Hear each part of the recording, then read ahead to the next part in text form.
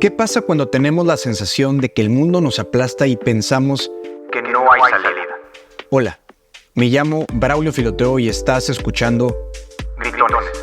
Cada semana te traigo conversaciones con genios desconocidos, resilientes y apasionados. El podcast donde nos sumergimos en historias de dolor y superación, conectando con los desafíos de la vida cotidiana. Quédate para descubrir cómo tu sufrimiento puede convertirse en tu mayor fortaleza. Abre tu mente y escucha a personas como tú y como yo. Bienvenidos. Este episodio es traído a ustedes gracias a mi newsletter personal, Gritones Hacks. Cada semana comparto 3 bullets sobre atajos, gadgets y consejos prácticos recomendados tanto por mí como por mis amigos e invitados. Te toma tan solo 10 segundos inscribirte en braulio.com. Ahora sí, comenzamos. Esta es la historia de Carol Goddard, gran pintora y deportista. Y es interesante porque a pesar de que para ella, que pierde la paciencia seguido, porque todos somos medio cafres conduciendo automóviles, es casi una meditadora profesional, reconociendo el issue que tiene con la manejada. Te dejo accionables y 5 puntos clave que aprendí de nuestra conversación. 1. No mereces menos por ser el pilón en la familia. 2. Todos tenemos bloqueos energéticos que nos alejan de la abundancia. 3. La felicidad no es un evento, es un balance. 4. No hay mejor voz que la del silencio. Y 5. Imposible significa que al menos no lo intentes. Aquí la tienen. Mi queridísima Carol, bienvenida a Gritones. Qué gustazo verte y volver a platicar contigo. Igualmente, es un gusto para mí también, después de mucho tiempo. Sí, caray. Pero bueno, estas son las conversaciones más ricas, te lo garantizo. Oye, quiero estrenar el episodio comentándote que me enteré que, pues bueno, a ti y a mí nos gusta mucho el deporte.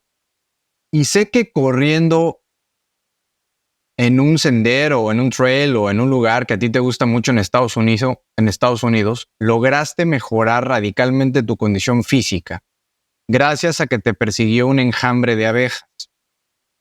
Háblame de eso. No sé cómo encontraste eso o en dónde, porque ni siquiera me acuerdo, pero bueno, sí, antes iba mucho a San Diego porque mi mamá vive allá. Ahorita ya no estoy yendo tan seguido porque mi mamá está ahorita en una casa, pues ya está, es adulto mayor y ya tiene otros cuidados, entonces pues ya no tengo realmente un espacio en donde llegar como lo hacía antes tan continuamente. Y ella donde vivía antes, que es en la Mesa, California, había un cerro súper bonito, con casas, habitación muy bonitas. Y subíamos todos los días casi a correr una de mis hijas y yo, Gala, la grande.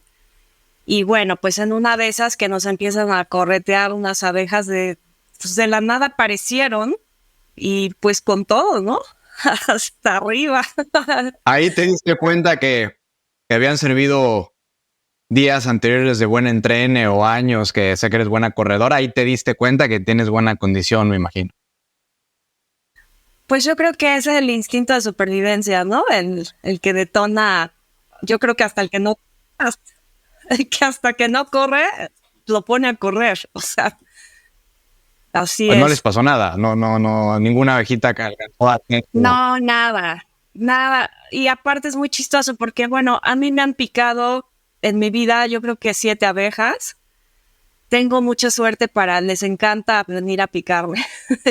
Y aparte soy súper pro salvadora de ellas. O sea, si veo que se está ahogando una en una alberca o se metió a mi casa, o sea, la verdad es que trato siempre de salvarlas porque obviamente sabemos que son súper trascendentales, importantes en la ecología, ¿no?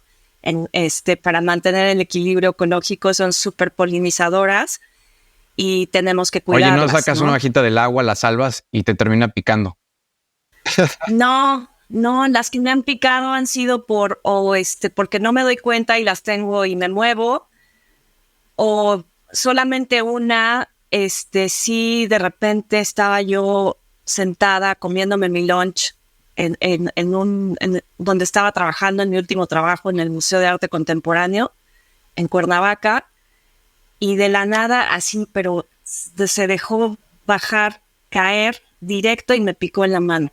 O sea, una cosa muy extraña porque pues ni siquiera la había visto, no la estaba ni platicando, ni saludando, ni a Susana, o sea, nada. Y de repente bajó. Entonces, yo creo que vio como la oportunidad de suicidarse, porque ya cuando te Te pican, antojaron esas manitas de artista que tienes. pues quién sabe, pero sí fue muy extraño. Es que ya ves que cuando te pican, o sea, al poco tiempo mueren porque pierden su aguijón. Claro. Entonces, pues así fue. Y también una vez que iba corriendo en otro bosque, también me choqué con una y me picó aquí. Y ese sí estuvo súper doloroso porque obviamente estos piquetes, como estaban más cerca de corrientes sanguíneas al cerebro, pues Te picó en el rápidamente en el cuello. Fíjate Sí. que a mí me picó hace no mucho una abeja boxeando. Ahorita no lo hago, pero normalmente en esa época, no hace mucho, a las 6 de la mañana me tenías boxeando en el techo de donde vivo. Y de repente siento así, ya sabes, el alfiler, ¡plac!, ¿no? En la nuca, así, ¡pum! ¡Ay! Y bueno, no sé por qué, pero los foquitos que están en esa parte muy temprano en la mañana, como que atraían, ¿no?, a las abejas. Quién sabe dónde salían porque está alto. Sí. Y pum, una de ellas llegó y mole, ¿no?, en la nuca. Y me acuerdo que el entrenador me dijo, ¿quieres parar? Le dije, no. Creo que le di más duro a las manoplas para sacar el dolor porque me empezó a arder y doler durísimo. Luego se me quitó, pero bueno, tenía ya el chipotote del piquete de abeja. Carol, naciste en el Estado de México. Así es. En el Estado de México nací. ¿No? Hay una canción. ¿Qué fecha? 13 de noviembre, 67. 13 de noviembre, nace Carol. ¿Cuáles son tus primeros recuerdos en el Estado de México?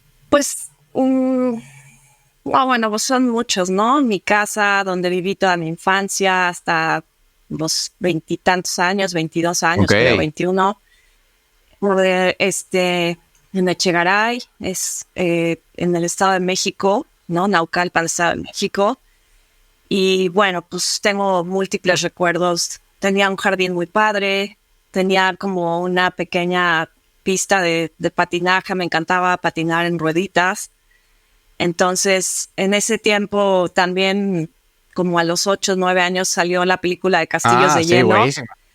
Que buenísima, y entonces, bueno, pues yo jugaba que era la artista, ¿no? Y ya más grande, muy chistoso, porque cuando abrieron la pista de hielo, allá en Escatorama, pues me metí a patinar en hielo artístico y pues por fin realicé mi sueño de lograr algunas cosas, ¿no? Artísticas, ahí brincos y giros y pues muchas cosas. La verdad fue una época padre. ¿A qué edad? Pues ahí yo creo que tenía como 18 años, 19, por ahí. Ok, ahí a esa edad a patinar. Ok. ¿Antes ya hacías algún tipo de deporte? Porque sé que eres una mujer muy deportista. Sí, hice gimnasia olímpica muchos años, como de entre, pues obviamente después de Nadia Comaneci, la inspiración de muchas niñas de mi edad. Ahí empezó gimnasia olímpica, que tendría yo creo que como 7 años, y dejé la gimnasia como a los 13, más o menos. Y estuve en muchos lugares, pero acabé yendo al CEDOM, que antes era pues el Centro Olímpico Mexicano, ¿no? Y la verdad es que sí competí y pues logré ahí tener 2, 3, 4 medallas que la verdad ya sabe dónde quedaron. En el cambio de casa, pues ya, seguramente se fueron a la basura o se perdieron o no sé, la verdad no sé. Pero sí, también después de la gimnasia, siempre he sido corredora, así, no como más formal como ya lo empecé a hacer más grande, pero luego teníamos un parque ahí muy cerca donde nos íbamos a correr mis hermanos y yo, y típico que ahora sí nos vamos a levantar temprano a correr y pues íbamos todos, ¿no? La bici, también siempre bicis, y ya más grande también cuando estaba patinando en hielo, al mismo tiempo entré a aeróbics porque se pusieron de moda también los aeróbics, ¿no? Y ya, y siempre he corrido. Pero ya, por ejemplo, como a partir de los, ¿qué será? Como 24, 25 años, ya le metí bien a la carrera. O sea, ya fue como algo más formal y ya hacía carreras de competencia y todo este rollo, ¿no? No de competencia, porque pues, no es que haya competido, pero las típicas de 10 kilómetros, de 15, medios maratones. Claro. Ahora, Y ya, ahora que lo ves en retrospectiva, Carol, ¿qué rol ha jugado el deporte en tu vida desde muy chica hasta el día de hoy? pues es parte de mi vida diaria. O sea, no hay manera de que no exista en mi vida. Es como comer, ¿no? O sea, es un hábito ya muy arraigado, muy necesario. La verdad es que, pues bueno, tengo 56 años y la verdad es que estoy súper sana porque ahorita justo acabo de hacerme mi check-up y todo está perfecto. Y pues el deporte es importantísimo en cualquier situación, en cualquier vida. O sea, no coincido mi vida. A veces pienso, hijo, y si no pudiera ya hacer esto y si no pudiera hacer el otro, o sea, me echaría a rodar a la calle. O sea, tengo que hacer algo. ¿Cuál es el principal regalo que te ha entregado el deporte? Pues yo creo que son muchas cosas, ¿no? Anímicamente, emocionalmente, obviamente liberas oxitocina, endorfinas, ¿no? Entonces eso pues es una liberación automática natural de estrés. Por el otro lado, pues, saber que estás sano, que tus huesos están bien, que estás fuerte, ¿no? O sea, mi doctor me dijo, tienes huesos de una persona de 25 años. Wow. Dice, cuando veo muchos estudios de personas que tienen tu misma edad y están ya con avances de osteoporosis o problemas, otro tipo de problemas, ¿no? Entonces, pues, la verdad es que es todo. Claro. ¿No? En la pandemia, tú y yo nos conocimos, de hecho, en el gimnasio, Sí. ¿te acuerdas? Sí. En el Alter. Sí, hace sí, mucho. por supuesto. Y bueno, pues yo desde la pandemia, que todo mundo pues nos salimos de los gimnasios y demás, empecé a hacer rutinas aquí en mi casa y aquí tengo, o sea, mi cuarto de usos múltiples, o sea, es una recámara que la tengo vacía y la uso para yoga, para rutinas, para baile, o sea, es mi cuarto de ejercicio y ya francamente no regresaría a un gimnasio, no lo necesito porque me di cuenta que aquí organizando mis sesiones de ejercicio de 1 hora, pierdo mucho menos tiempo en lo que agarras el coche, vas al gimnasio, esto, el otro, ya, o sea, te ahorras 2 horas, ¿no? Fíjate que he aprendido también que hay ciertas rutinas que puedes hacer y que son muy amables y gentiles también para el cuerpo. De repente, no sé si a ti te pasó, pero de repente a mí, en este ánimo competitivo y llevar el cuerpo al máximo y casi que te exploten los pulmones o que te duelan las piernas, ¿no? En fin, llegas hasta lastimar el cuerpo en realidad, ¿no? De hecho, hay muchos atletas de altísimo rendimiento que hoy no pueden ni caminar. Y por ahí en Netflix hay un documental de las zonas azules, de las zonas en el mundo que tienen personas que viven más de 100 años y encontraron un patrón, fíjate, un patrón que todos hacen jardinería. Y la jardinería lo que les hace es agacharse, ponerse de cuclillas, tener un ejercicio aeróbico muy amable para el cuerpo, estar desplazándose de un punto A a un punto B en el jardín. Entonces, a todo eso les ha ayudado a tener un ejercicio cardiovascular muy amable y gentil y los tiene al tiro. O sea, los tiene en un gran estado físico, Claro. ¿Me explicó? Pues es que mira, yo lo que afortunadamente, porque ahora lo veo así, yo corría diario, ¿no? Y era lo que hacía como más, ¿no? No me enfocaba en musculatura ni pesas, nada de ese tipo de ejercicios. Y hace como, pues, ¿qué será? 7 años empecé a tener ya dolores de rodilla, obviamente, porque corría todos los días, ¿no? En la calle, me valía gorro y me salía a correr. O sea, entonces, por el otro lado, pues, este dolor de rodillas me empezó a limitar. Entonces, fue cuando como que empecé a hacer la carrera en una máquina, ¿no? Para mitigar el impacto. pero de todas formas, pues sentía que no, o sea, sentía que igual seguía la misma, ¿no? Aunque ya las rodillas una vez que te duelen, pues empiezan con ese tema, ¿no? Y justamente cuando me salí del gimnasio y empecé a hacer ejercicio aquí en mi casa, que empecé a hacer todo otro tipo de ejercicios, ¿no? Como dices, estos similares a la jardinería, que te agachas, sentadillas, como tipo CrossFit un poco, ¿no? Estas rutinas, y también me encanta el baile árabe, y entonces hago baile árabe 2 días a la semana, hago yoga. Entonces ya nada más estoy corriendo un día a la semana como para no dejarlo, porque me encanta correr. Claro. Pero ya ni siquiera me duelen las rodillas, o sea, ya es algo, ya no le meto tampoco tanto impacto y velocidad y como antes, ¿no? Ahorita ya mi ritmo tranquilo, o sea, es más como cardio, como disfrutar el espacio.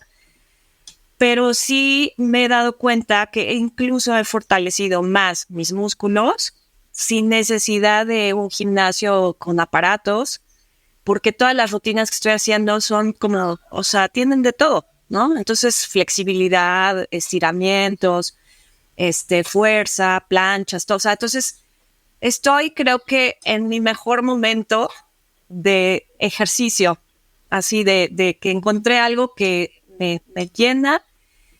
Tengo el tiempo suficiente, no pierdo tiempo, ¿no? En tener que desplazarme, y además, pues en lo que saludas y esto y el otro, se te va un chorro de tiempo en un gimnasio. Es un absurdo, la verdad.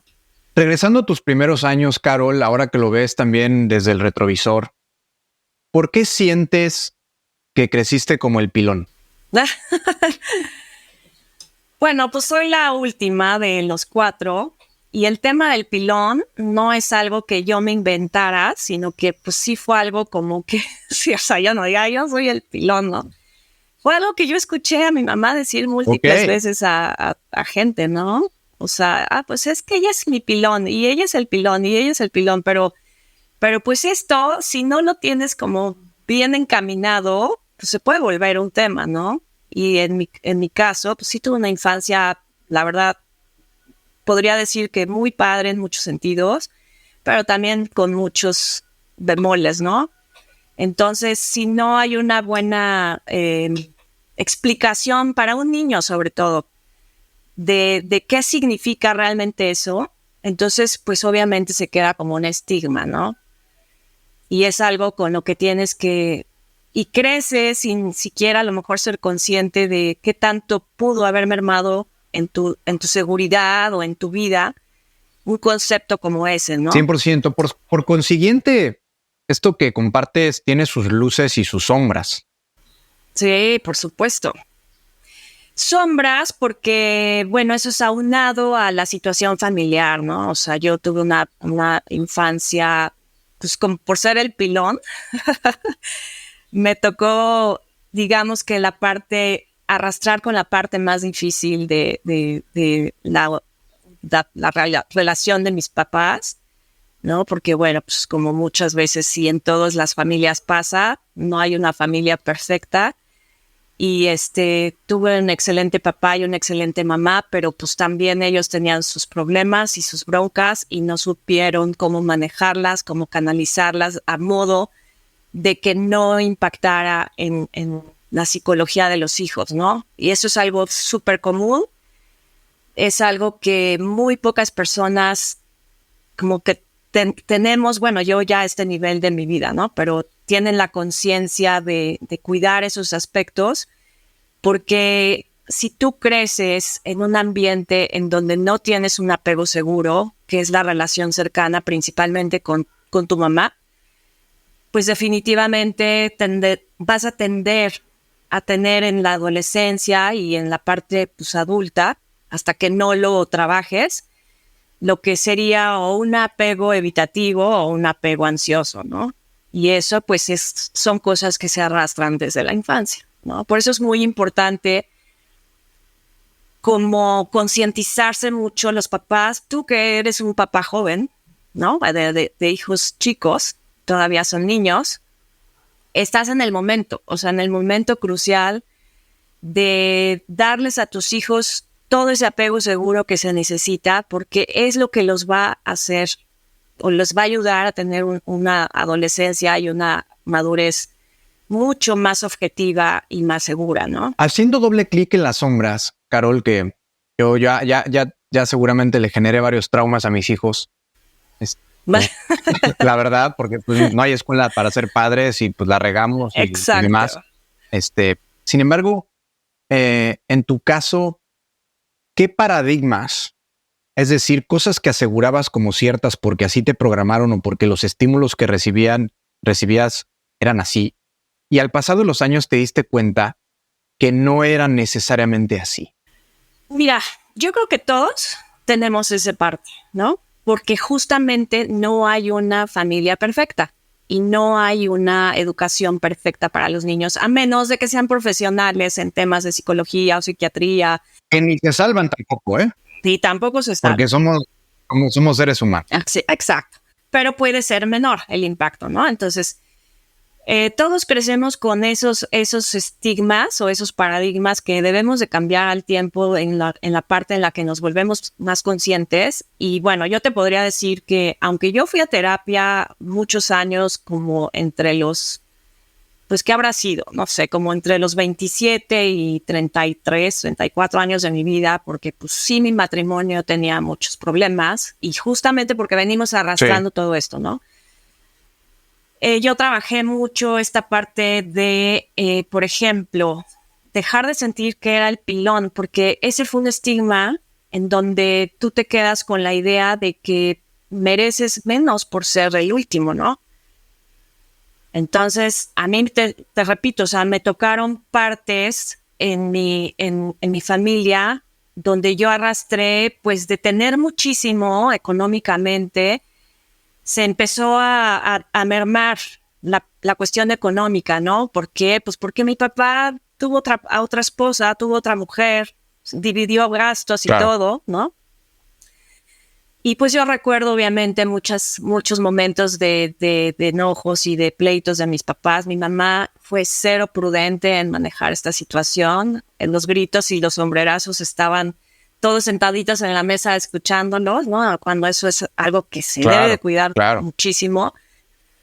Y y bueno, pues aprendes todos estos patrones de carencia, ¿no? De es que ya no sé qué, y ahora ya no nos hace esto, y hay que pagar las colegiaturas de los niños. Estábamos en colegios de paga, pues caros, ¿no? De buen nivel. Entonces fueron muchas cosas, ¿no? Y de repente, pues viajábamos mucho. Mi papá era una persona que le encantaba salir de viaje, salir a lugares de fines de semana, el club asturiano, el paseo acá, ya sabes. Entonces, de repente, pues empezaron a ir quitando cositas y cositas y cositas. Y cuando vienes saber, pues ya no está esto, ya no está el otro. Y eso es difícil. Y más como pilón, porque a mis hermanos a lo mejor les tocó. Mi hermano, el que sigue arriba de mí, me lleva 4 años, ¿no? Mi hermana, la más grande, que ya murió, me llevaba 8 años.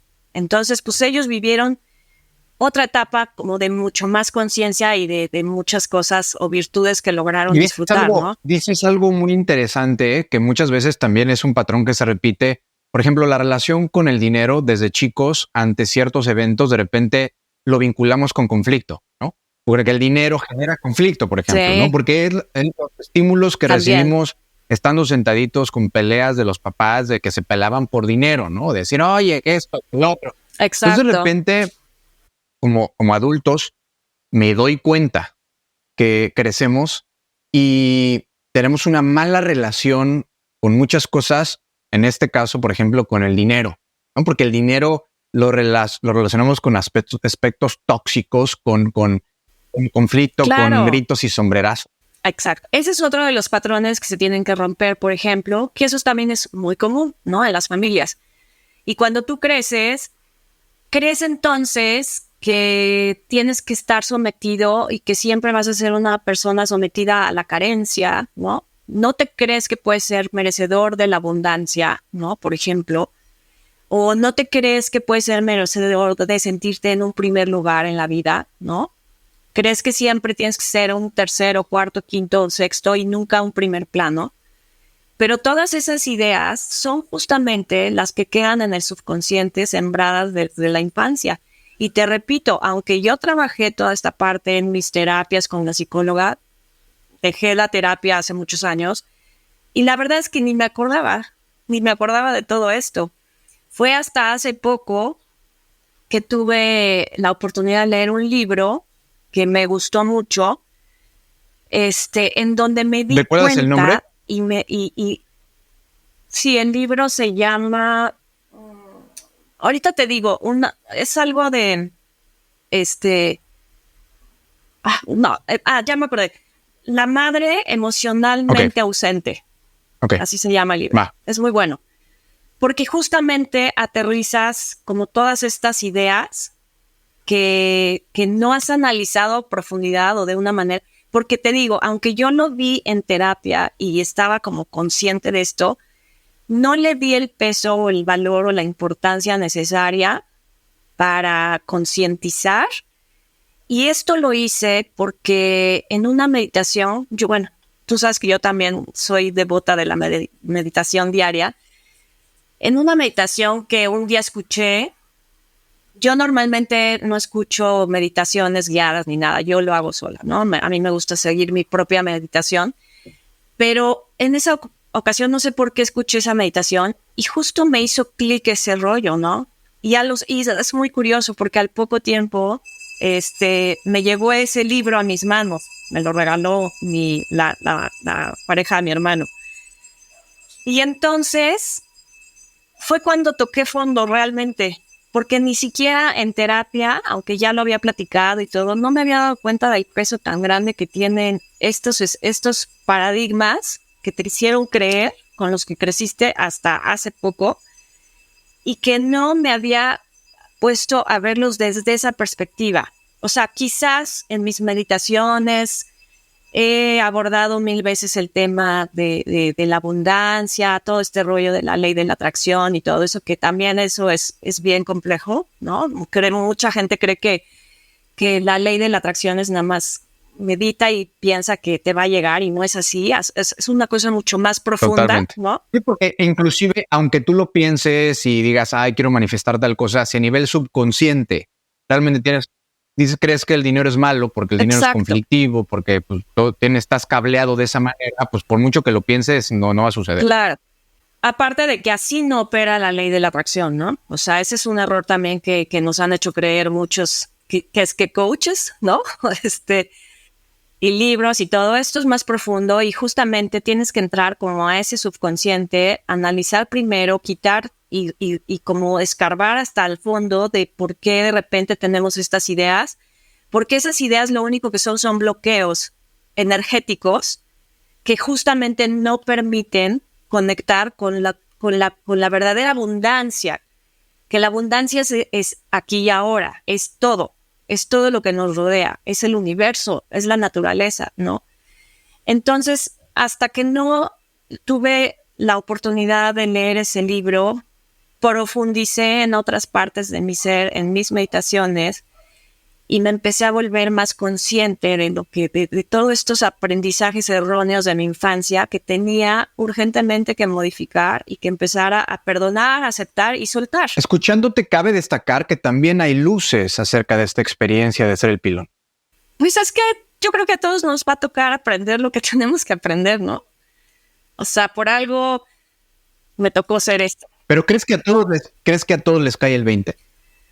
Pues es que no en el mismo momento, no de la misma manera, pero lo que yo creo que sí es una cuestión real es que el ser humano está en esta tierra, en esta transición de aprendizaje, de evolución, y a unos les llega de una manera, a otros de otra, ¿no? A unos les llega de una manera más temprana, a lo mejor a otros otro, pero nadie se salva. Porque tú lo dijiste hace un ratito, somos humanos.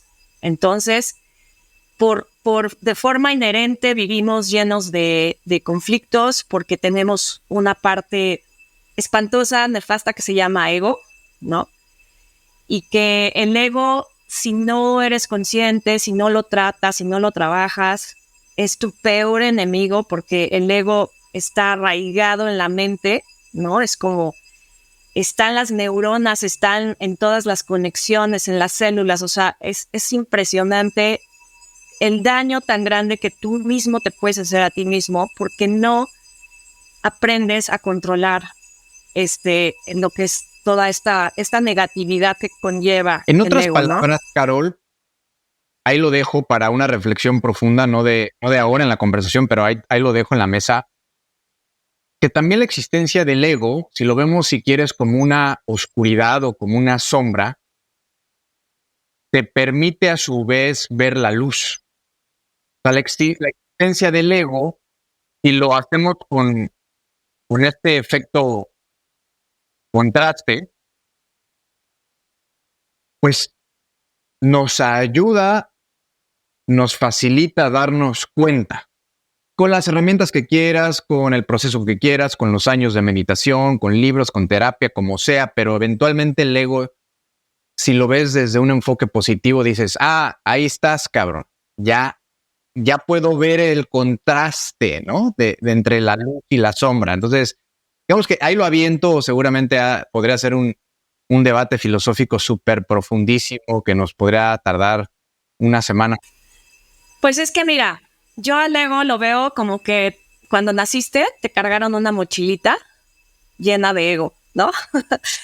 Entonces tú vas por la vida cargando tu mochila. Y si tú no abres la mochila y empiezas a ver qué hay adentro de esa mochilita y para qué sirve todo lo que te pusieron ahí adentro, entonces vas a llegar hasta el último día de tu vida cargando esa mochila pesada sin saber qué hay adentro. Entonces, si tú destapas esa mochila y ves qué hay adentro de eso y qué herramientas son ese ego, o sea, para qué es, algo bueno tiene que tener, ¿no? Como lo acabas de decir, es el punto de contraste. Entonces, algo tiene de bueno todo eso, porque justamente cuando tú abres la mochila y empiezas a analizar esos, no sé, materiales que te depositaron ahí adentro, y tú entonces tienes que decir, a ver, ¿para qué me sirve esto? ¿No? La ambición hablemos ahorita desde perspectivas negativas, ¿no? O sea, la ambición, el ambicioso que no tiene llenadera, ¿no? ¿Para qué me sirve esto? El egoísta que no tiene ni la más mínima compasión ni bondad con el resto de las personas, ¿no? No sé, lo que tú quieras poner. Entonces, cada una de estas herramientas tiene su contraste, ¿no? Vivimos en una dualidad constante en este mundo hasta que lleguemos al punto de aprender a vivir como a la mitad de todo. Porque todos los polos y todos los excesos son malos. Si nosotros logramos, y además, o sea, el concepto de felicidad que se encuentra en el otro polo también puede volverse un problema. ¿Por qué? Porque la felicidad no es solamente un evento o un momento. La felicidad debe de estar al centro también, porque la felicidad es tu equilibrio, es tu paz interior, tu paz mental. Entonces, si un evento te provoca demasiada felicidad y estás del otro lado, inherentemente va a venir el golpeteo cuando ya no esté este Fíjate evento. que ¿no? ahorita me hiciste recordar lo de la mochilita. Saqué yo mi propia conclusión de diferentes talleres, terapias, cursos que he tomado a lo largo de mi vida, tratando de un poquito limpiar la casa, que en mi caso lo veía como en un carry-on, ¿no? Como una mochila que vamos cargando hace años, décadas, pero aparte es una mochila toda jodida, una mochila ya las rueditas están todas zafadas, ¿no? Que vas arrastrándola y vas ahí dando trompicones, haciendo ruido, y te cuesta trabajo jalarla, ¿no? Porque está toda madreada. No solo eso, que está madreada y ya descompuesta, sino que tú abres la maleta y está llena de ropa, calzones sucios, pantalones rotos, playeras deslavadas, y toda esa ropa que has estado utilizando ni siquiera es tuya.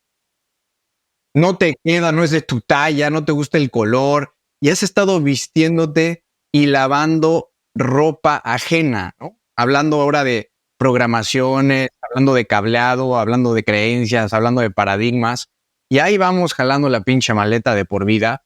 Entonces, justo es lo que decías, ¿no? A ver, ¿qué traigo? Puta, me doy cuenta que nada es mío. O sea, que nada es mío, ni me gusta, ni me queda.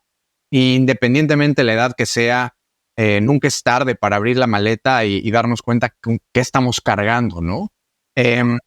Haciendo un poco de fast forward en tu vida, me encantaría y me interesa saber esa sensibilidad de artista. ¿Cuándo te diste cuenta? ¿Cuándo supiste que ibas a dedicar el resto de tu vida a la pintura?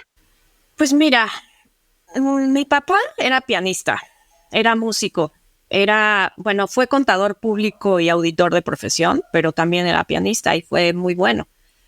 Mi papá amaba el arte, ¿no? Entonces, yo crecí rodeada de esos conceptos gracias a él, porque pues me llevaba a museos, me llevaba a muchos ballets, ¿no? A mí me encantaba el ballet, la música clásica me encanta, porque pues crecí con eso. Yo escuchaba a mi papá tocar el piano cuando llegaba a trabajar en los buenos momentos, ¿no?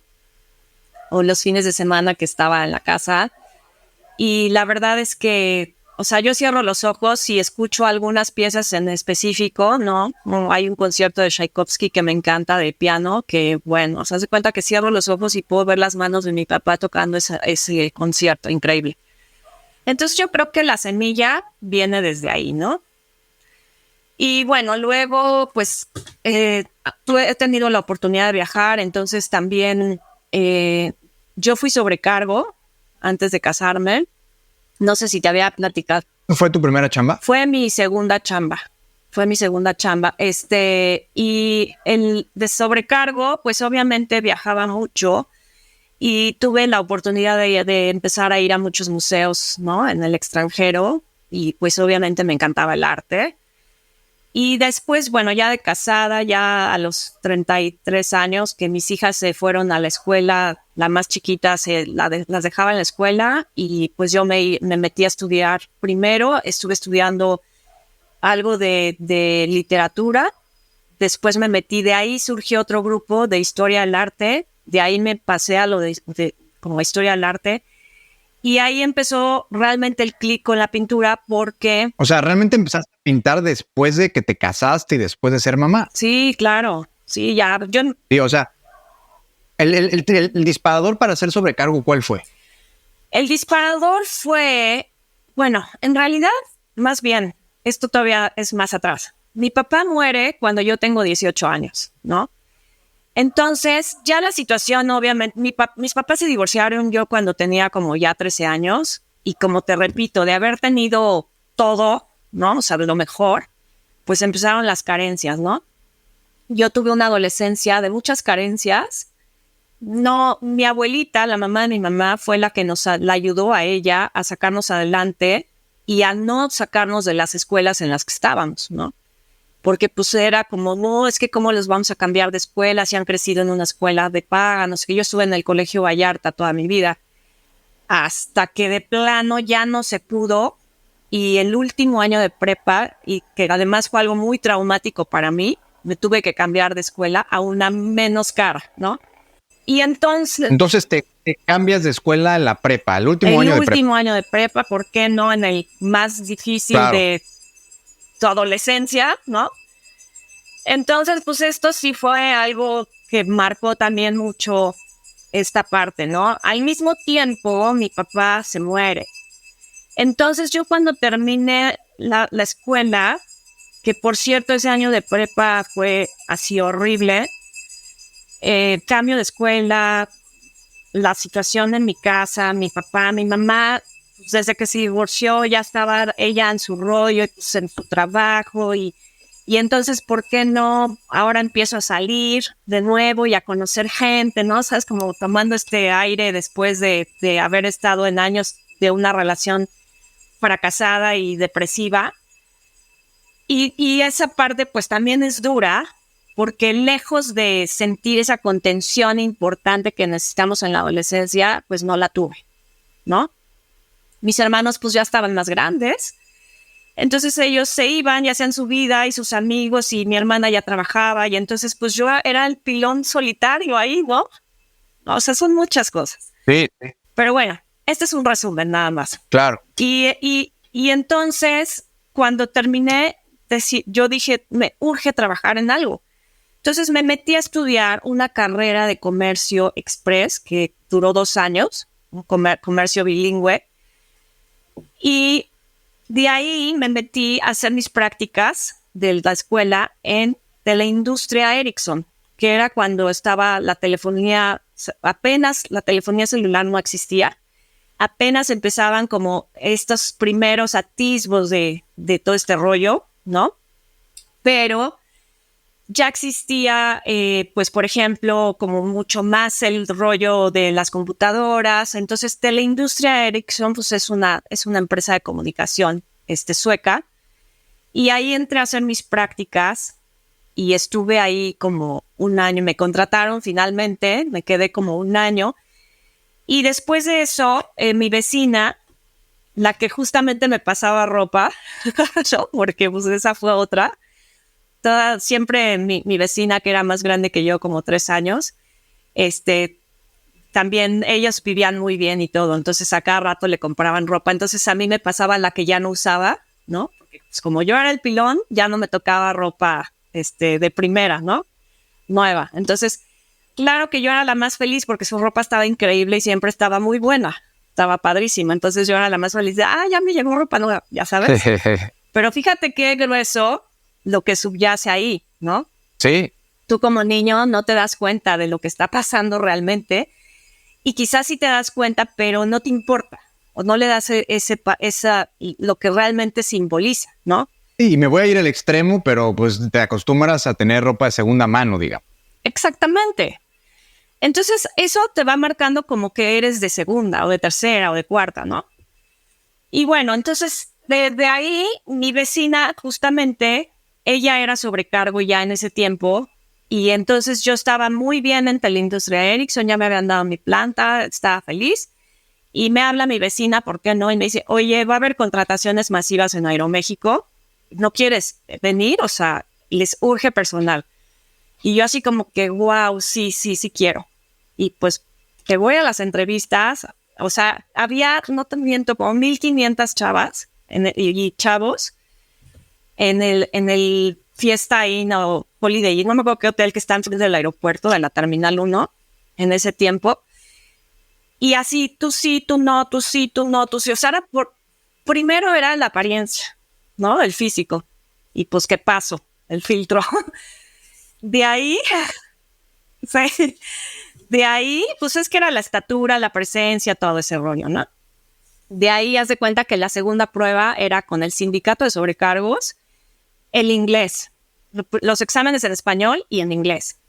Y haz de cuenta, los de español, pues ya muy bien, y los de inglés, me hace mi entrevista un piloto, ya no me acuerdo quién era, ¿no? De la empresa, y me dijo, ella habla perfecto inglés, ya pásenla, que no haga los exámenes. O sea, me brincaron los exámenes escritos, haz de cuenta, ¿no? Y y de ahí, pues ya, pum, o sea, me eché todos los filtros, hasta el médico que era como que el último filtro, pero el que de repente te daba más miedo, porque si es que te batean por si no oyes bien, te batean si no tienes buena vista, te batean si te encuentran cualquier cosa de riesgo, ¿no? O sea, entonces era así como, chin, ya pasé todo lo demás, ¿no? Y aparte ya había hecho el adiestramiento, el inicial, que es bastante pesado. Te tienes que aprender 1,000 cosas de aerodinámica, de meteorología, de primeros auxilios, de 1,000 cosas. Todo el mundo cree que ser sobrecargo es como... Sí, nada más así, mover las manitas y dirigir. Sí, a ver, acá y atrás, ¿no? O sea, no. Nada.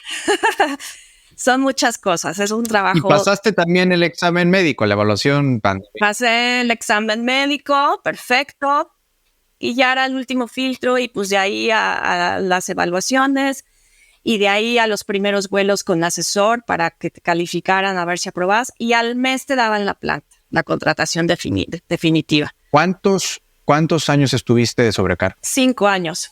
ahí conocí a mi ex marido, que es piloto aviador, justamente. ¿Qué tanto influyó esos 5 años de viajes para tu pintura, para decidir empezar a pintar? Pues es que, mira, esta etapa es muy importante porque justamente tuve mucha conexión ya de una manera diferente a la de la infancia, gracias a mi papá. Y esta conexión fue así increíble, ¿no? De ver como las obras, como poder tener la oportunidad de ir a museos como el Louvre, ¿no? El Met, ¿no? El Metropolitan. Entonces, yo viajaba a Europa una vez al mes, ¿no? A Nueva York. Entonces, pues sí tenía mucho chance de estar como en esos ambientes, padrísimo. Y yo sabía que tenía esa devoción y ese deleite, apreciación por el arte, ¿no?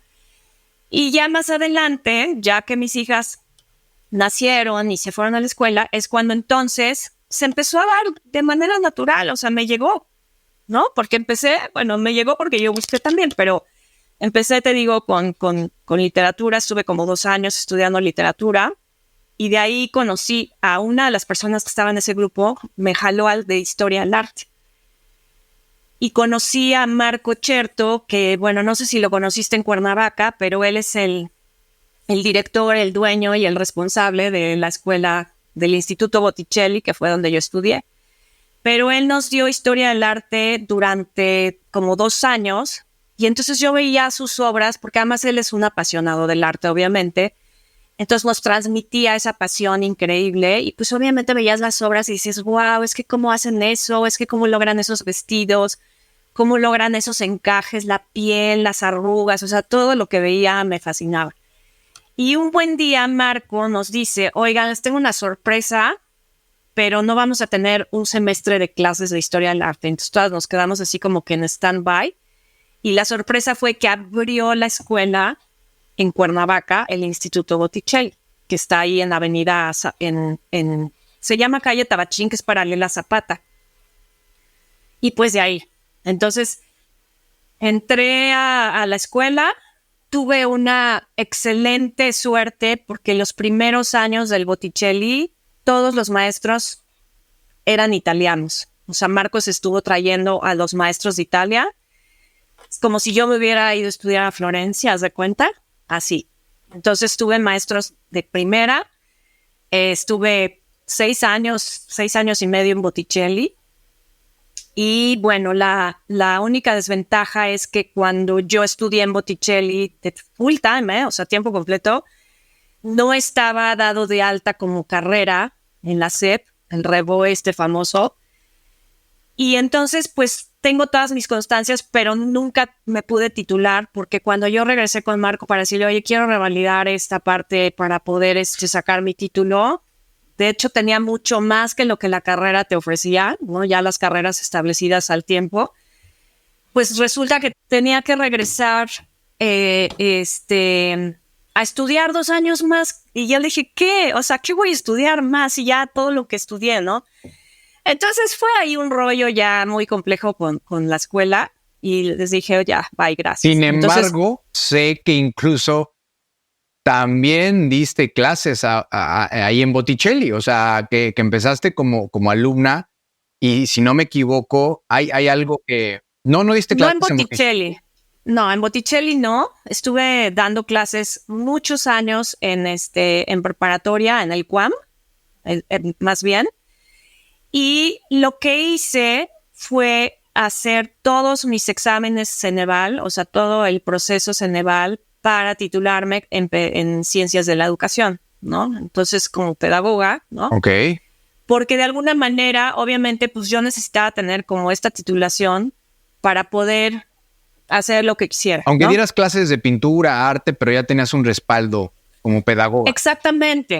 ¿Dónde era, Carol? ¿Dónde era? Porque eres muy famosa por eso. ¿Dónde era que de repente, no sé si era recreo, si era un receso, si era de un día para el otro, que llegaban al salón y veían en el pizarrón unas verdaderas obras de arte? Decir, ¿quién pintó esto? Me recuerdas, no sé Sí. qué, película que sale Matt Damon, ¿no? Que de repente el güey era como gendarme de una escuela y dejaban problemas matemáticos sí. ahí no resueltos y el güey en la madrugada se ponía a resolverlos y el otro día decían, ¿quién hizo esto? Bueno, en tu caso eran unos dibujos o pinturas con plumón impresionantes. ¿De dónde sale? ¿En dónde fue? En el QAM, justamente. Pues me ponía a hacer apuntes de pizarrón, o sea, apuntes como un boceto, ¿no? Como un estudio, ¿no? Entonces hacía apuntes de pizarrón con plumón, para pizarrón blanco. Y obviamente los hacía pues en los tiempos muertos, ¿no? Si tenía un espacio de 1 hora, me agarraba un salón y me iba a pintar, o si tenía, por ejemplo, los exámenes finales que terminas de aplicar el examen y después te quedan como 3 horas libres en lo que ya hiciste lo que tenías que hacer, pues me iba y aprovechaba y hacía apuntes de pizarrón. Entonces, y es una práctica increíble. Yo por ahí vi una foto, a mí ha sido alguien me así. enseñó una foto, era súper mega famosa, no sé cuántos te aventaste. Impresionante. O sea, pero creo que abarcabas toda la pizarra. Todo el pizarrón. Sí, eran de gran formato. Y aparte... ¿Tienes alguna técnica para inspirarte? Pues no, bueno, eso era más que nada aprovechar el tiempo de una manera... ¿Pero de dónde sacabas eso? O sea, ¿lo agarrabas de un libro? No, bueno, obviamente era un libro, pero, o sea, de obras de arte de grandes artistas, ¿no? Botticelli, Perugino, Rafael, no sé. Pero bueno, aquí el tema es que tú como artista no es que estás copiando algo como para hacerlo en la misma escala. Aquí estás copiando algo para desarrollarla a una escala superior. Y esa es justamente como la habilidad o el reto a desarrollar en una práctica como esta, ¿no? Porque no es lo mismo que de una foto chiquitita, pues tú lo hagas a gran escala sin hacer cuadrícula, sin hacer proyección, sin hacer medidas. O sea, te lo avientas directo y los errores que vayan surgiendo, pues los vas corrigiendo en el momento, ¿no? Que si te quedó más corta la cara, que si te quedó más larga la mano, no sé. Entonces es una práctica súper nutritiva para un artista. ¿Tú te consideras una artista con cierta proclividad a ciertas imágenes o a ciertas técnicas? Ya sabes que hay que óleo, que hay que no sé qué, que hay que gran formato, que hay que los que únicamente dibujan paisajes o los que dibujan esto. ¿Tienes tú una manera de autoconceptualizarte? Mira, mi manera de trabajar, o así ha sido, es como, a mí no me gusta encasillarme en algo en específico, ni técnica, ni material, ni forma, ni nada, ¿no? A mí me gusta experimentar. Yo creo que el artista no puede autolimitarse haciendo lo mismo, porque llega un momento en el que como todo te vas a cansar, ¿no? Yo creo que lo padre del artista es ir descubriendo y redescubriendo cosas y es como un detonador de automotivación, ¿no? Y de creatividad y de experimentación. Yo siento que cada quien, ¿no? Y respeto, pero el artista no se puede quedar encasillado a solamente voy a hacer retrato toda mi vida, ¿no? Entonces, y respeto quien lo decida hacer así, ¿no? Pero en mi caso, yo como Picasso, un constante experimentador, ¿no? Un constante renovador, un constante que si gusta o no gusta, ese es otro tema. Pero él era un académico, o sea, yo soy muy afortunada porque tengo una muy buena escuela de base, porque tengo una muy buena academia, porque he hecho muchos años de dibujo y el dibujo es súper importante para cualquier disciplina artística. Es la base de todo. El que es artista pero no sabe dibujar no puede considerarse un artista integral, o sea, porque eso es la base de todo y no lo digo yo. Lo dicen los años de grandes artistas a lo largo de la historia, ¿no? Específicamente los grandes renacentistas lo decían ellos. El dibujo es la base de todo. Tienes que tener esta base sólida para poder dar brincos a otras técnicas y a lo que tú quieras, ¿no? Y cuando hablas de dibujar o dibujante, ¿a qué te refieres? a dibujar en vivo, o sea, a dibujar paisaje, dibujar figura humana, dibujar con lápiz y directo, ¿no? ¿Por qué? Porque esto te va dando todo el estudio de espacialidad, de tridimensionalidad. No es lo mismo copiar una imagen en que viene en 2 dimensiones, que ya está resuelta una tridimensionalidad, a tú sacar la tridimensionalidad del espacio en vivo a llevarlo a un plano bidimensional, ¿no? Por eso es el reto del dibujo. Y por el otro lado, esto te va a ayudar a como organizar una composición de una manera más objetiva, más óptima y más estética. Tú dices que procuras enfocarte en realizar obras con una mente feliz. ¿Cómo le haces? Sí. Bueno, es que es parte de esto. Justo lo que te decía, a mí me gusta trabajar por series temáticas porque no me gusta específicamente encasillarme en un solo tema. Porque esto te da la oportunidad de hacer y crear más cosas que si te encasillas en algo, ¿no? Y ese es el concepto de la mente feliz. Porque si yo me pusiera todo el tiempo a hacer un tema en específico, ahorita ya estaría, creo que, muy cansada, ya estaría harta. Porque hay que estarse renovando, hay que estar buscando nuevas alternativas, nuevos No materiales. sé si te lo cacho, pero esta mente feliz, curiosa, ¿no? Que, a ver, ahora voy a hacer esto y te genera curiosidad y te despierta cierto interés, decir, ahora voy a hacer este proyecto o esta obra o me voy a atrever a hacer algo que nunca he hecho, ¿no? Que no soy experto. Claro. Porque aparte, esto también te da como un margen mucho más amplio de trabajo, ¿no? O sea, yo puedo hacer mi propia obra y estoy creando mi propia obra y estoy haciendo mis propias series, pero al mismo tiempo también estoy recibiendo encargos muy específicos, ¿no? Profesionales, de retratos, de gente importante, ¿no? Que a lo mejor si yo no supiera dibujar o hubiera estudiado técnicas antiguas de cómo llevar hasta el máximo un retrato, ¿no? A la realidad, no podría hacerlo. Entonces tendría ya acotado mi espacio de trabajo, ¿no? O por ejemplo, hay gente que pues a lo mejor puede pintar muy bien en un formato pequeño, cómodo, pero nunca se va a atrever a hacer un mural, ¿no? Y yo me aviento a todo. O sea, ¿por qué? Porque he estudiado técnicas antiguas, he estudiado técnicas contemporáneas, porque no he dejado de ser una constante búsqueda de aprendizaje, de experimentación. Y entonces me aviento a hacer todo porque me siento con las capacidades y las habilidades necesarias para hacer cualquier cosa. Hay algo que te quiero preguntar en esto que platicas de tu pasión, que se siente y que te escucho en tu voz. ¿Cómo es la dinámica con el silencio, Caro? El silencio que en mi cabeza hoy retumba de tantas horas que tú puedes estar haciendo un mural o una obra con lujo de detalle. ¿Cómo es tu interacción con el silencio?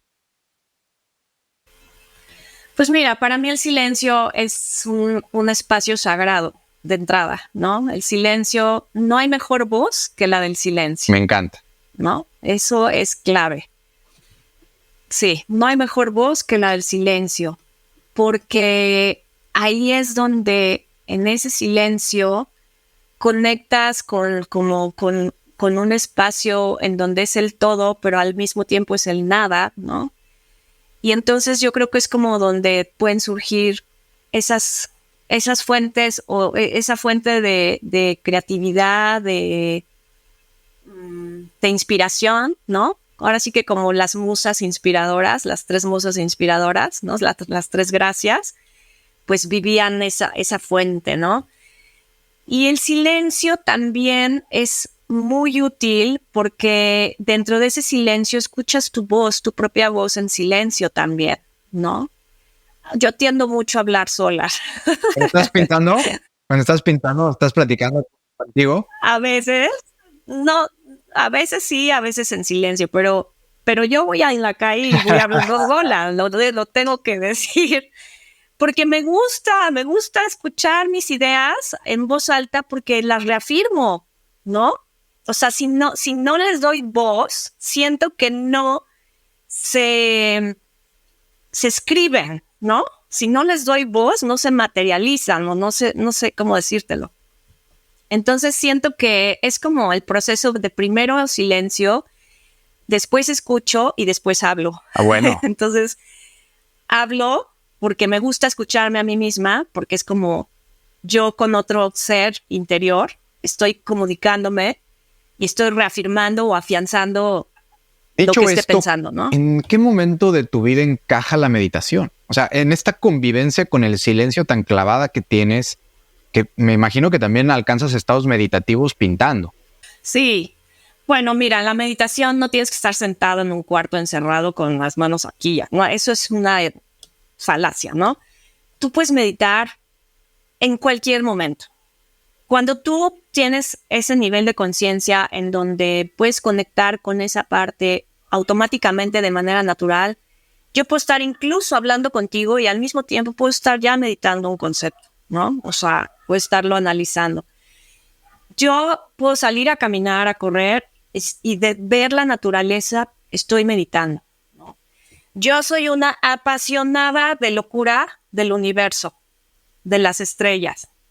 Y cuando está despejado, me subo a las 4 de la mañana al techo de mi edificio a ver las estrellas, a ver los satélites pasar, si va a pasar la Estación Espacial Internacional, cómo están los planetas en esa madrugada, qué constelaciones están. He hecho todos los estudios y análisis de las fases lunares. He observado cómo se han ido desplazando los planetas en los últimos 2 años, ¿no? O sea, entonces, eso es la mejor meditación que puedo tener, porque es una conexión tan pura con el universo, con la fuente, con la mente superior, como tú lo quieras llamar, que la satisfacción es inmensa. O sea, yo regreso y todavía hago mi meditación formal. ¿Cómo llegó esa meditación formal a tu vida?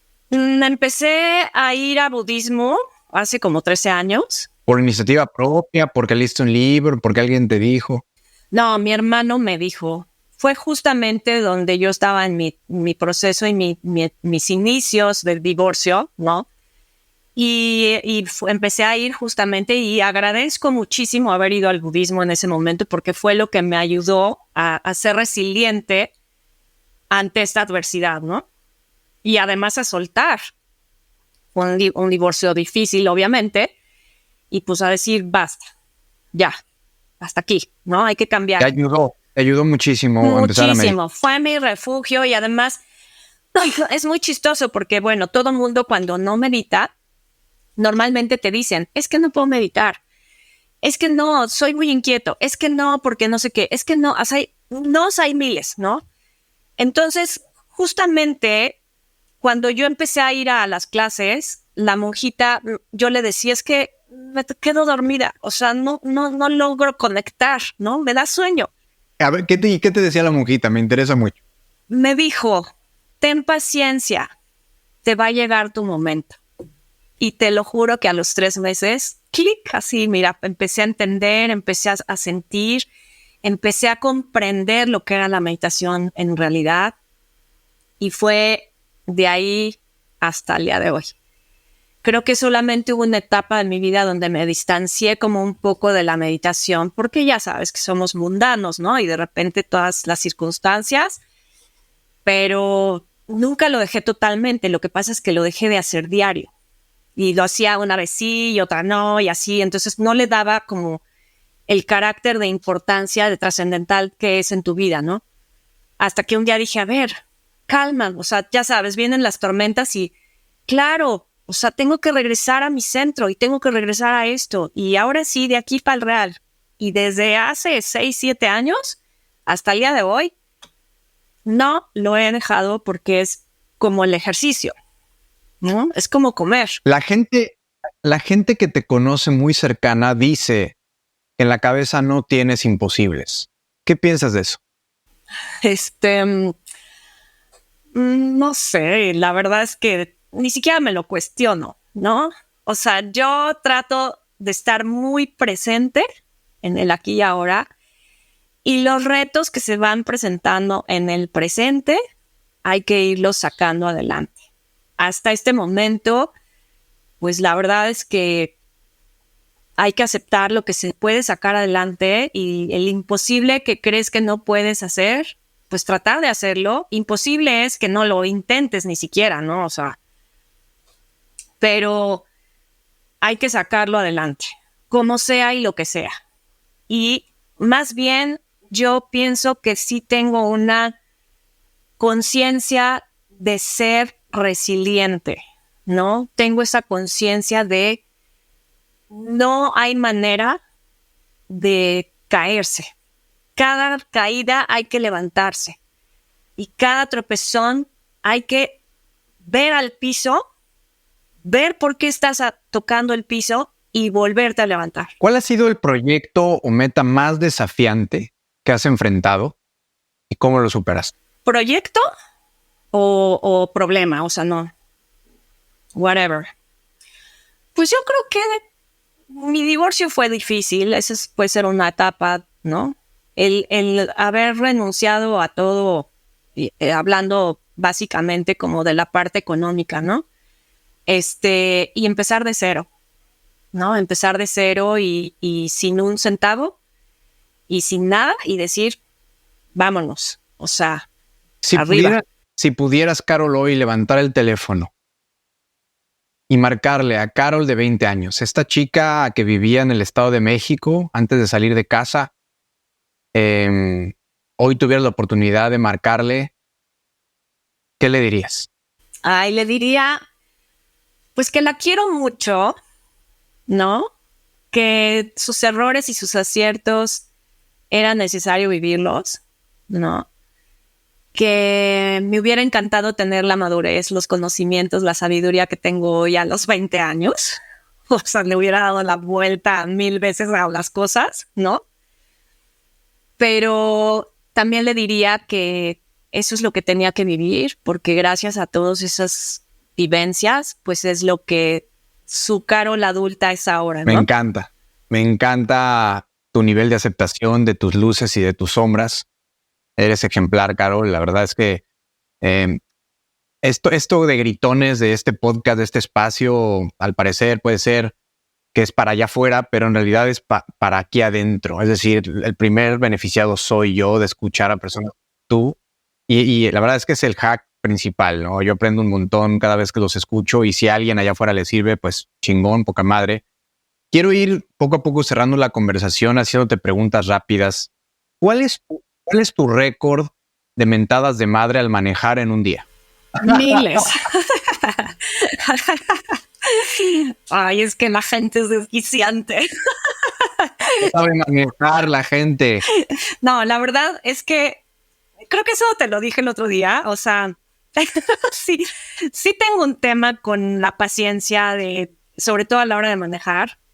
Y es algo que ya tomé muy, muy en serio en mi vida porque es un reflejo de algo que está suelto y que no he controlado. Y entonces, o sea, en mi meditación, que es obviamente reafirmar y reforzar estos valores importantes y la paciencia es un tesoro enorme, de verdad, no tienes idea los límites impresionantes que tiene la paciencia como beneficio. Entonces, pues ya hace tiempo, o sea, me di cuenta, dije, no, esto no está bien. O sea, yo no puedo perder de esta manera el control de este pendejo, carajo, chinga tu madre, estúpido, apúrale, puta, muévanse ya sabes. O sea, entonces ya encontré la solución a ese problema. Desafortunadamente, en esta ciudad, estoy ahorita en la Ciudad de México, que bueno, aquí viví por años, y aunque viví muchos años de full time en Cuernavaca, ahora vivo más en México. Voy mucho a Cuerna todavía, pero ya estoy más acá. Entonces, ni modo, la única solución es salir con más anticipación para entonces subirte al coche y dejar que el pendejo se pase con toda la calma del mundo. Oye, te quiero preguntar, ¿te pasa esto aunque vayas en Uber? Aunque vayas como pasajera, ¿te pasa? Entonces sí, o sea, porque tú, si cuando tienes prisa, amigo, cuando tienes prisa, tienes prisa, tienes que llegar. O sea, punto. Carol, ¿qué entiendes por resiliencia? Un estado constante de búsqueda de salir adelante, de seguir adelante, de luchar por tus sueños, de luchar por todo lo que necesitas hacer constantemente para ser mejor. Es una ascensión de escalones, es una escalera a la Si transformación. pudieras tener uno de los siguientes superpoderes, ¿cuál escogerías? ¿Ser invisible o volar? Volar, volar. Wow, imagínate volar. Bueno, he de decirte que amo los aviones, amo volar, y aunque fui sobrecargo, el día que voy a subirme a un avión, para mí la aventura empieza desde que me subo al coche a ir al aeropuerto. O sea, el momento en el que yo me subo al avión es como si nunca en mi vida me hubiera subido a un avión. O sea, es como lo disfruto, me encanta asomarme por la ventana. Entonces, volar es maravilloso, ver a los pájaros, su libertad de vuelo, esto, o sea, ¿sabes? Es un sinónimo de ser invisible también. O sea, porque creo que son cosas muy similares. Este éxtasis que sientes al volar, y te quiero preguntar por el hecho de haber sido sobrecargo 5 años. A mí me pasa, para generar contexto, que muchos años me dediqué a alimentos y bebidas y de repente voy a un restaurante y no puedo dejar de sentir o de observar Ya sé. o de, ya sabes, tienes ese olfato y dices, eso está bien, eso está mal, ¿no? Estás pendiente de todo, o sea, claro. te das cuenta de cosas que regularmente los demás no se dan cuenta. Este güey ya En tu caso, cuando estás sentadita ahí como pasajera, ¿te pasa todavía que empiezas a observar? Totalmente, claro, ya van a dar el servicio, ya estamos a 10,000 pies, ya no sé qué, ya se prendió el foquito, ya llamaron desde adelante a atrás, porque te sabes todo, ya prendieron el foquito verde, ya, o sea, te sabes todo. ¿Por qué, Entonces, ¿por qué siempre dicen que o tienen que avisar que ya se superó los 10,000 pies? porque ya se pueden parar los sobrecargos. Ya el avión está casi estabilizado, no está en esta ascensión, que pues obviamente por ende no te puedes parar, y el avión empieza ya a nivelarse. Entonces ya puedes empezar a iniciar tu servicio porque ya puedes transitar, ir y venir. Pero sí te pasa, de repente dices, chin, este sobrecargo la regó, ¿no? Les falló. Claro, todos. Yo creo que a todos nos pasa de acuerdo a lo que hacemos, ¿no? Y si veo a alguien pintando o si veo a alguien, pues obviamente cuando estamos metidos en roles que nosotros conocemos, somos observadores, es lógico, y igual nos van a observar a nosotros, ¿no? Sí, entonces, es natural, o sea, yo te puedo entender a ti perfecto en un restaurante de que y ya vi en la cosita aquí y allá ya se atrasó el mesero porque ya vi que no hay conexión con esos dos. Te puedo imaginar Le perfecto. bajé un chingo, ¿no? Porque entras en ese juicio de valor que la verdad es que no es conveniente. Entonces sí, ya no sabes a qué nivel le bajé y también ha sido un proceso personal duro. Pero más bien, lejos de ser algo, o sea, siempre hay que busquemos el juicio positivo y siempre buscamos el constructivo, el punto constructivo, ¿no? O sea, como siempre de lo que tú veas, trata de tomar lo bueno. O sea, aprende o retoma algo bueno de ahí, ¿no? Entonces, siempre va a haber un lado A y siempre va a haber el lado B. Entonces, tú tienes que buscar el punto siempre positivo que te pueda enriquecer a ti. Aunque estés viendo el error en esto, en el otro y así, ¿no? Entonces, como la manejada, yo veo al pendejo que se cruza, ¿no? O que no avanza, y entonces trato de tomar lo bueno de eso y primero practicar mi paciencia y segundo, no ser yo la pendeja que se cruza, o sea, ser prudente. A mí me revienta, no tienes a qué grado de nivel, cuando es una calle así de 2 carriles y se para el idiota así, le vale gorro, está con el teléfono y a una cola de 800,000 coches atrás esperando, pues, haciendo el embudo, porque el cuate se le ocurrió pararse ahí. Es una imprudencia.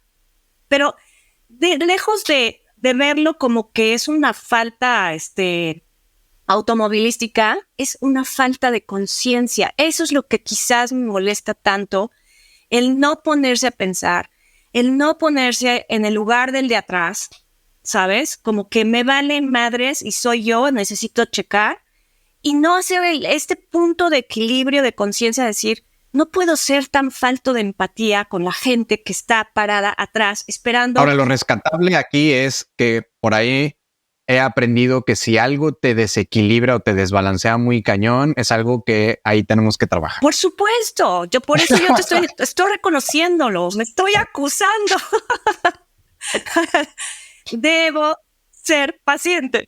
¿Dónde estás parada ahora? ¿Quién eres? ¿Cuáles son tus coordenadas emocionales en tu vida personal y profesional? Pues nada, ahorita estoy en mi coordenada del aquí y ahora constantemente, en la presencia. En este día es la única oportunidad que tenemos real, ¿no? Este día es la oportunidad para hacer las cosas lo mejor posible, para ser una mejor persona, para ser más paciente. A veces me gusta ya mejor salir caminando y así medito más mi paciencia. No, o sea, bueno, pues todo, ¿no? Yo creo que, acuérdate que lo que se construye en este día es parte de lo que vamos a seguir, es el engranaje del siguiente y del siguiente para nuestro futuro, ¿no? Yo ya le di la vuelta, creo que sí te lo dije el otro día, le di la vuelta a estos conceptos del karma, de causa y efecto y todo este rollo. No me interesa. No quiero pensar en eso. Yo ya, si existes y no existes, ya no es mi tema. O sea, ¿por qué? Porque estar viviendo siempre con estos condicionamientos que al final es lo mismo. O sea, es como esta parte, las religiones siempre es, y no la iglesia por mi culpa, ¿no? O sea, no puede ser. O haz buenos méritos para que tengas un karma favorable en el futuro. No, eso no puede ser el tema. Eso no puede ser la motivación. Tu motivación debe ser aquí y ahora, por este día, por este momento, porque entonces es muy triste pensar que ¿qué habré hecho yo? ¿Por qué estoy pagando ahora esto, no? A ver, lo que hayas hecho o no hayas hecho, hoy enfrenta la situación porque es el único momento que existe ahora. Ya, no podemos clavarnos en voy a actuar bien para que entonces me vaya bien. No. Actúa bien yo he escuchado, ¿cuál es el día más importante de tu vida? Hoy. Claro. Hoy. Es que no, ¿te das cuenta que no hay otro momento? O sea, ya el pasado ya no existe. ¿Qué es realmente esencial en tu vida y no negociable? ¿Esencial? O sea... ¿Qué es esencial en tu vida, vital y no negociable? Ser mi primer lugar yo mismo. Ponerte en primer lugar. O sea, nunca más un pilón o tercero, cuarto, quinto. O sea... Me encanta. Ya. ¿Cuál es tu prioridad en 2024? Hoy. Eso, chinga, eso. No hay más hoy. Excelente respuesta. Pues ahí lo tienen, público inteligente y conocedor. Carol Godard, eres un genio desconocido, resiliente y apasionado. ¿Quieres compartir tus redes, algún dato de contacto? Sí, pues bueno, el de Facebook es Carol Godard, ¿no? Normal, como mi nombre y apellido. Mi página o mi sitio web es www.carolgodard.com.mx. Mi Instagram es carol-godard-. La verdad es que me da ya de repente a veces un poco de flojera a las redes, lo debo de reconocer, como que también ya a ese punto ya le di el brinco a algo, ¿no? O sea, sí son útiles. Pero a lo mejor si alguien todo, quiere una obra, ¿no? Le interesa contactarte, le gusta tu arte y dice, oye, Carol, ¿me podrías ayudar con tal? Por ahí te podrían... Adelante, por Messenger o por Instagram, el buzón, ¿no? O sea, por supuesto que sí. Y bueno, pues obviamente ya trato de... O sea, sí trato de estar como presente en las redes, pero pues es también de repente se ha vuelto un tema tan, no sé cómo decírtelo, tan superficial, tal vez, que eso me da un poco de flojera, ¿no? De repente ya, pues subo lo que quizás es importante y eso, pero sí, es complejo, ¿no? También, cuando ya también estás como en otro rollo. ¿Algo que quieras gritarle al mundo? Que sean felices. De acuerdo. Hay que buscar la felicidad, que la felicidad no es un evento, es un estado mental y se encuentra dentro de uno mismo, principalmente. ¿Quieres decir algo más? Nada más, muchas gracias. Gracias a ti, mi querida Carol. Pues ahí lo tienen. Hasta el siguiente episodio. Y luego me platicas qué dijeron las personas que hablaron de mí. Te mando muchos besos. Chao, chao. Bye.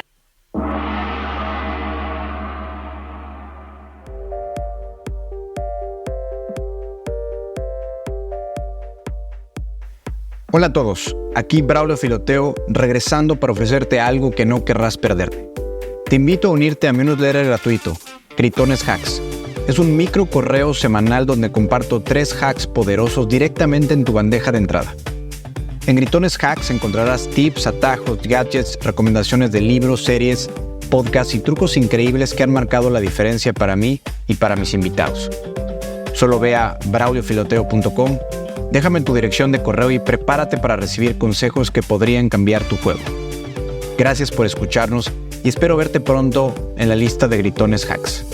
Hasta la próxima.